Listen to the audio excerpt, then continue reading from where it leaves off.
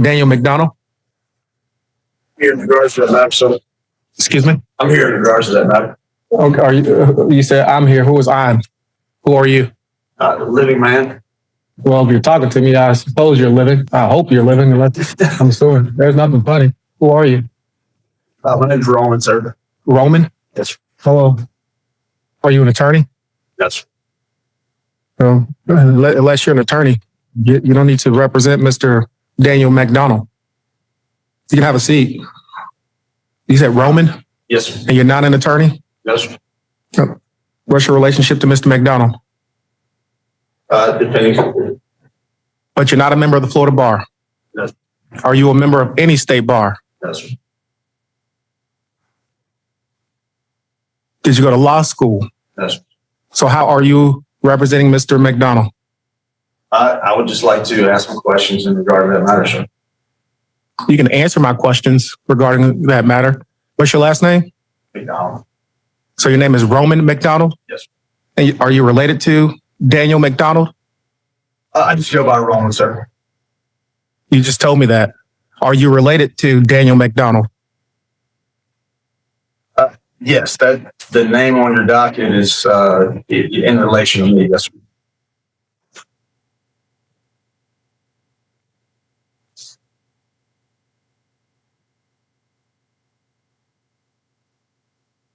Well, you stood up, so I'm assuming it's in relation to you, but you're not, are you Daniel McDonald? Yes, sir. Come on up, Mr. McDonald. That's nothing funny. We don't have time for these games. Come on up. I just go by Roman. Well, all you had to do is say I'm Mr. McDonald. You didn't have to say I'm representing him. I'm related to him. All you had to do is say I'm Mr. McDonald and come forward. I apologize for the confusion. Okay. That's the state filing information in this case? No one calls me Daniel. One moment. Is the state filing information in this case? Not this time here. All right, Mr. McDonald, we will see you next month for an arraignment, November 12th at 9:30. Sir, I haven't entered any type of plea. I know the state hasn't filed an information. It's not time for you to enter a plea. If the state decides to file an information, you can enter a plea at that time. Can I motion for dismissal right now based on procedural grounds? There's nothing to dismiss. The state hasn't filed an information. What are you dismissing? That I put in an affidavit and a demurrer, a motion to dismiss, and it hasn't been responded to. I think the state attorney has 15 days to respond to that motion, and they have not. A motion to dismiss what? The cases, the matter. The state hasn't filed an information. There's nothing to dismiss. There's nothing to respond to. If the state decides to file an information, you can renew your motion to dismiss. But right now, the state hasn't filed an information, so we'll come back November 12th at 9:30, okay? Sir, I got two more questions if you don't mind. Yes, sir. Is there a verified claim against me? A verified claim? Yes. I'm assuming you're talking about an information. The state hasn't filed an information. That's under oath and is verified. Are there any orders? Can I be released to orders of the court?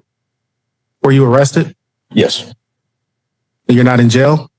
Correct. You were released on orders of the court already. Is there anything additional? Orders of the court, or just waiting on the prosecutor to file additional information? Right. Not an additional information. We're waiting on the prosecutor to decide whether or not they're going to file formal charges in the form of an information.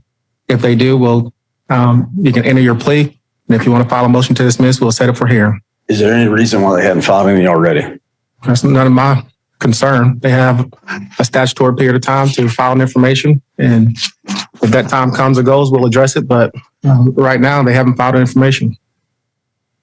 If you hire an attorney, your attorney can reach out to Mr. Patterson. If you want to represent yourself, I'll ask you a few questions next month and you can speak with Mr. Patterson about it. More likely than not, for self-represented litigants, attorneys, prosecutors only speak to them on the record.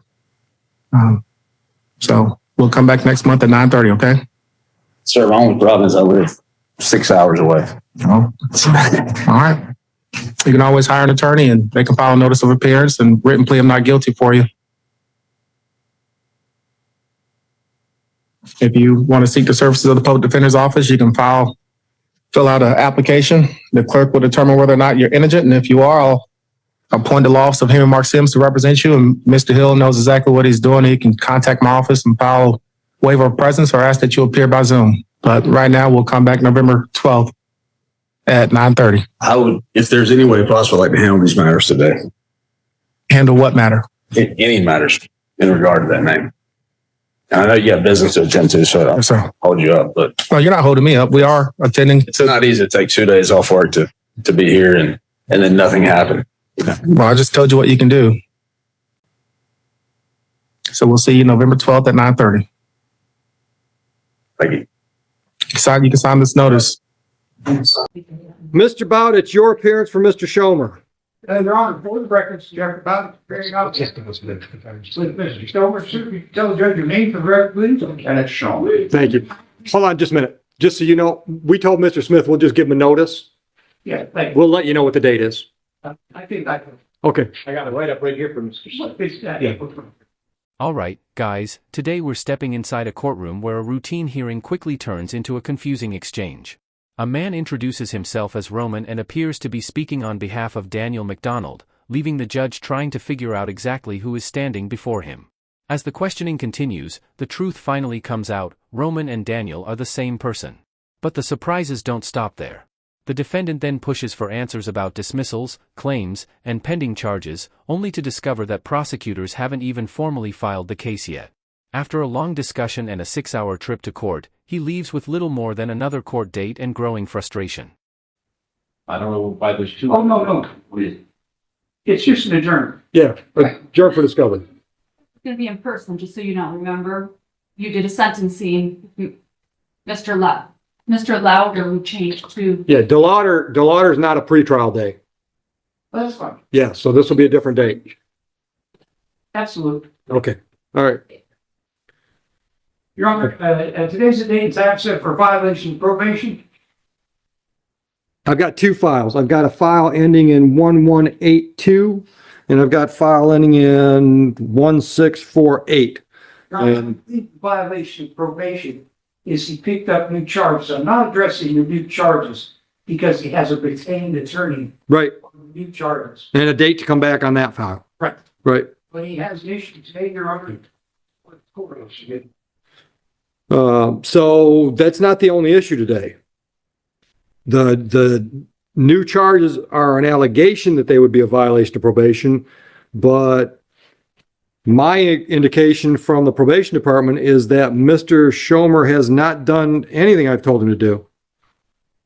Told him to do treatment at GrowthWorks, told him to do community service, gave him work program days. Has he ever showed you any indication of treatment? No indication or documentation of treatment, Your Honor. He did complete his 30 hours of community service, which was a sanction for appearing at the court intoxicated, Right, and a documentation of treatment. He did complete the order of 10 days on the work program. Again, that's a sanction. Completed 8 or 9, I believe, and on that 8 or 9th day was when he was intoxicated while on work. right. So he hasn't finished the work program. He showed up here, including today, at least 3 times under the influence. What was his PBT today? Today is 0.10. All right. Do you have, Mr. Bowditch, do you have any concerns whether or not Mr. Schomer is so intoxicated that he can't make informed decisions today? Your Honor. All right. So are we entering a responsible or a guilty plea to the violation or a not guilty plea? Well, Your Honor, I said he's plead guilty. He picked up a new charge and he's intoxicated in court. That's obviously a violation. So we can plead him guilty. He said his explanation, he can afford that to Your Honor. I'm willing to listen to anything you've got to tell me, Mr. Schomer. No excuse. It was last night. I had girls and friends come over. We were playing cards till like 2 o'clock in the morning. And I went to bed after that. I didn't wake up this morning to sign anything. Right? I came here, took a shower, had my coffee, and I showed up here early. All right. To tend to a case that they think I was drunk. There's no proven evidence of that. Well, I'm not talking about that file. That's, Okay. you've got to, I was here this morning. yeah. Yeah, but you knew you were coming here. It wasn't a surprise visit. Yeah, I didn't come. I didn't come in here intoxicated. You're legally intoxicated by law, sir, don't argue. By law, you're legally intoxicated. The state of Michigan says at a 0.08, you are presumed to be intoxicated. Come in here. I had a night, okay, with friends, okay. We enjoyed our moment, okay. I had a few drinks, okay. I can't. Now, sir, Don't blow smoke up my ass. Listen to me. If you're at a .08 at 11 o'clock in the morning, you had more than a few drinks last night. And you had more than a few. Say, who was counting? I mean, I'm just enjoying the moment. I bet you'll be counting now because I'm violating on both these files and you're going to do 90 days in jail on each file. I don't understand how your head works. Listen, I can get Uber to take. No, I'll provide transportation for the next trip. 90 days in jail on each of these two files, and then we'll close them out unsuccessfully. I'll lose my home. That's not my concern. It's my job. That's not my concern.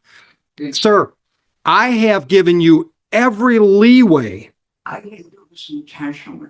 You accidentally got so drunk last night that you're at a .10 at 11 a.m. I told, Then grow the hell up. You're not 20 years old. The kind of behavior I'm seeing from you is what I'm used to seeing in 20-year-olds. Go to jail. Goodbye. We're done. What do you want this way? You think we're my pets? Are they here now? no. Okay, we got. Thank you for that. Never ceases to be baffled. You know? I can't. Sir, don't blow smoke up my ass. Listen to me. If you're at a .08 at 11 o'clock in the morning, you had more than a few drinks last night. Go to jail. Goodbye. We're done. The focus then shifts to a probation violation hearing that quickly becomes tense.